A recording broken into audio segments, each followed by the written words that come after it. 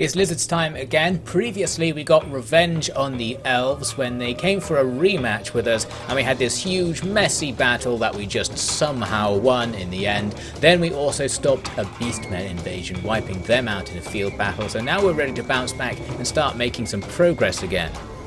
There are the results of that battle. A few damage units on our side, but none fully lost, so effectively no losses in the end. And the enemy army now in bad shape. Apparently defeating them was a mission, so I get some blessed spawns, some kroq-gar, so that's very nice. We'll pull those guys out in a second. Unfortunately I can't chase these guys down here, so they are going to get the chance to escape, and in the next turn we see them moving north back to their territory. We need to push on the Beastmen. I'm calling them the Beastmen, by the way. It's the Abominations, but they are just the Beastmen with extra units. These guys, anyway, we need to push on them and take some more of their territory before they rebuild. Try and use this momentum we've gained now, and let's throw in those blessed kroq-gar to help out with our main force there, moving out under Aro Hajar. We also need to move kroq-gar into the attack. He's ready to take the last part of one of our provinces, Zandri there. I wanted to do it with the smaller army that was off to the east, because that would allow kroq-gar to move somewhere else in this turn, but then I realised that the leading army has to have some gate-breaking things in order to allow you to do an auto-resolve. This was something I noticed in Warhammer 1 as well, which doesn't technically make sense because any unit can traverse a wall in Warhammer. I think it's just a mechanic from Attila and Rome that they forgot to get rid of. So it just means I have to use the army that has a monstrous unit in it to lead the assault, to unlock the ability to do an auto-resolve there. So that does mean that kroq-gar is going to have to wait here this turn after doing the capture. But anyway, we'll just have to live with that. So now in the next turn I'm going to move on and besiege Pools of Despair. The Abomination army did move back and sit in it, so they're now in here as well. The balance bar seems like it might even be in their favour here, which I wasn't very happy to see. I'll just besiege them for now and start making some siege equipment. We may be able to go and support that siege, because kroq-gar is now going to start moving to the west, to that general area.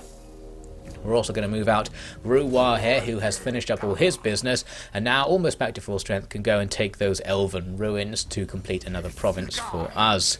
So my other option for kroq-gar was to go northwest and take that little island over there, but I thought for now let's just focus on where the Abominations are strong, maybe kill the rest of their army. That might buy us a bit more time to go and take more stuff in the future, so we'll see what happens with that.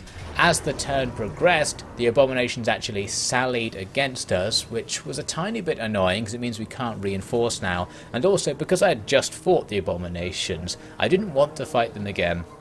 So what I decided to do here was guess that that balance bar, where the balance bar is unsure, is actually really far in our favour and auto-resolve. It seemed to be the case. The result was fine, but we did lose one full unit. But since we defeated absolutely everything on the enemy side, I think that was a fine trade indeed, especially because we get the settlement as well, and we can easily just re-recruit that random Saurus Warriors unit. So that probably saved us some time, even though we didn't get kroq-gar to help out. I still have to manually occupy it like that, even though there was nothing in it. That seems to be another thing that changed from past games. In the past, you would have just received the settlement during the in-turn sequence. Not that it makes any difference whatsoever, I'm just complaining for no reason. So now we're going to go after these Elven ruins, and this actually just proved my theory that the Abominations always get walls on all of their settlements, because this one didn't. So it seems that sometimes they don't, although the Elven ruins are a special settlement because it's an occupied Elven place. You can't convert it to your own faction's style for whatever reason, so maybe that was why. Anyway, now we get some more visitors coming down from the north. Another Elven army appears and lands nearby on that Abomination island. So seems they haven't given up on their plans to crusade against us. We'll have to keep an eye on them for sure.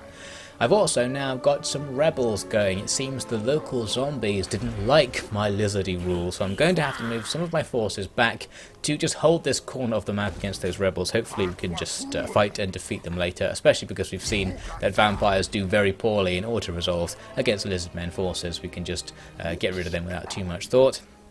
So I'm going to keep advancing on the front line from Pools of Despair.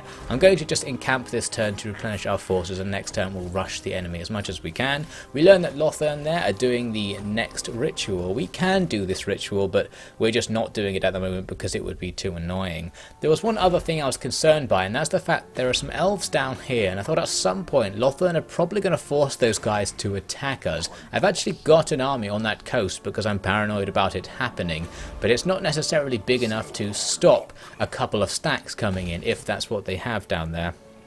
So we'll just have to see. I'm just setting that up so people know about it in case something goes terribly wrong later and we need to go back to look at that little battlefront. For now, kroq-gar are going to continue on, and we're going to take this island from the Abominations. Just a quick auto resolve there. A bit of damage because they had walls once again, and I'm actually going to use the loot and occupy because that allows me to get a tiny bit of my army back this turn, so that if the elves immediately attack me, we'll be in a slightly better state to deal with that. I'm slightly low on units here with kroq-gar, so I can use some global recruitment to ever so slightly alleviate that situation. The good news is that the elf army in front of us doesn't look all that good. There's a combine harvester, but anyway, it has lots of trash spearmen in it, or the elven equivalent of trash spearmen, which are still pretty good, but they don't have tons of sea guard or anything like that, so they're going to be much easier to fight than the previous armies we've seen. However, as we saw there, all they did was walk towards me and set up an ambush right outside the town, which is kind of annoying because now we can't leave the town, but at least it was very obvious that they did it. This is an advantage the player has that the AI doesn't, that you can see where the ambushes are being set up and just not go to where you now know they are, thanks to the friendly messages on the screen telling you that they've been set up. So meanwhile, we're going to get Aro Hajar to just go and take this next Abomination place. The army inside gave them a pretty decent presence on that balance bar, so once again we'll put them under siege and see what happens there. I would like to reinforce them, but I need to deal with the elves first. That's going to be difficult because we didn't discover them, so they are still in an ambush position there. This means if I take a step out of the town in the southern direction, which is where I need to go and reinforce my front line, I'll just be ambushed. So really the only option here is to do nothing, which has the added advantage of allowing me to complete my global recruitment, so I'm going to do just that. Now I also wanted to build here a new colony at Wizard Caliph's palace to start taking the next province over. I didn't have enough money, so I tried to do this treasure hunt thing. You can do this on any ruin. In my previous experience it's always been a bad idea because as well as using up your turn, you don't actually guarantee to get anything and you may lose something. This proves to be no exception. We have a situation where some Skaven are effectively mugging us, supposedly. They are demanding cash offers. I chose to wait to see what happened and our guys just kind of paid them off anyway. So that was annoying. Now I'll have to use up that turn, and I've got less money, so that's not going to help with the colonization situation. The Elven army just rushes into our territory there, so now kroq-gar can move, but he's going to have to move to chase that army down. It's going to be a threat. We're going to have to go after it, and we're actually going to be chasing it for quite a long time, I can tell you now. But first, we're going to look at this Abomination Sally. They don't want to be under siege here with Aro Hajar. So I'm going to fight them this time, even though it's probably the same balance bar just about that we had last time. I want to guarantee a clean result, as clean as we can get it anyway. So let's go down to the battlefield. It was very nearly a very interesting map because we could potentially have hid behind this big rock if it had allowed us, and that would have stopped the enemy Cygor from pounding us the whole time and made the fight a lot easier. But unfortunately that's not the case, so I'm just going to set up on the side of a hill and let the enemy come to us.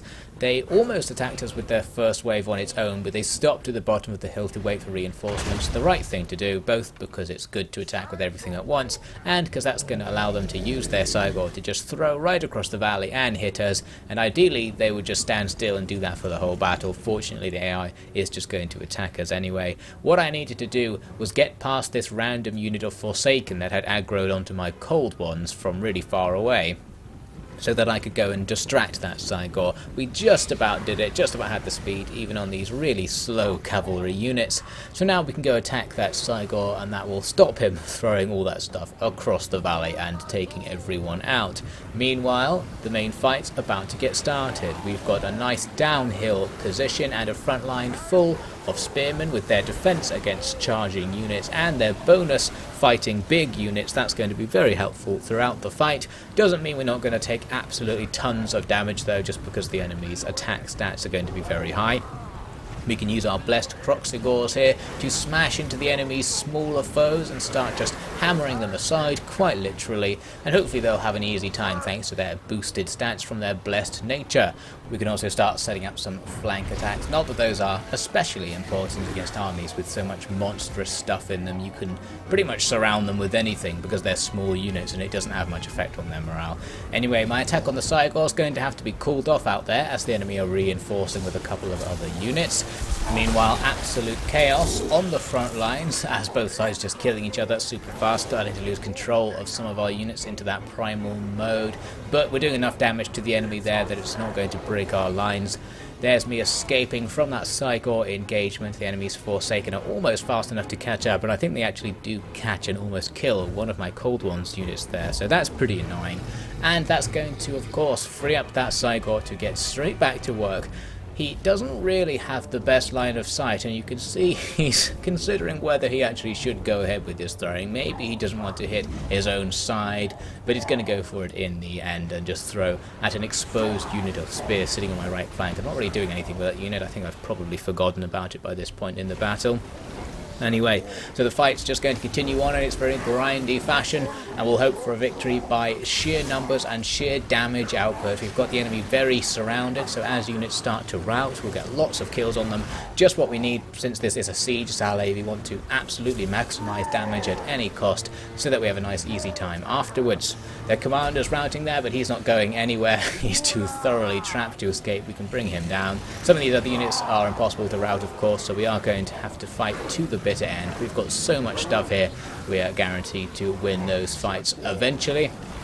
Soon enough this fight's over. A close victory. So could have been better, but there's not much we can do against the sheer offensive power of those enemy units coming in. But anyway, whatever the result, it should be enough to allow us to take this settlement very easily now.